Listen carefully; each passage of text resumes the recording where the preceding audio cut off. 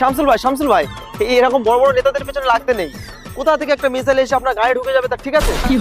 আরে কি বলতে চাইছেন আপনি? এরা যুব সমাজকে কি মেসেজ দিতে চায়? এইচ দিতে দেখবে বলছে, এ যুব সমাজকে বড় করতে বলছে।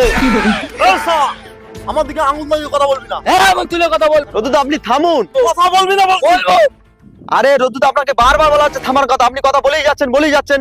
আপনার কোনো কমন সেন্স জ্ঞান নেই নাকি? শালা তুই কোট ফোট পরে স্টাইল মেরে এর হড়া ওর লাগিয়ে নিজেকে বড় ওয়ার ভাবছিস?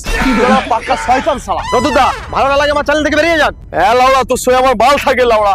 Fuck you.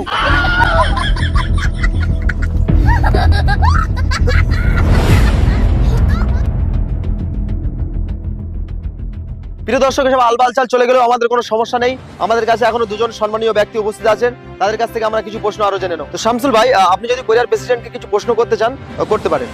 আমি প্রেসিডেন্ট সাহেবকে একটাই কোশ্চেন করতে চাই, কোরিয়ার মানুষ হাঁটতে গেলেও কেন আপনার পারমিশন লাগবে?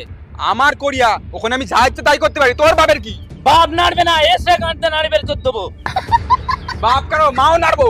আরে মিস্ত্রি ভাই, আপনাদের হাত থাকতে মুখে মুখে তর্ক করছেন কেন? মারেন মারেন মারেন।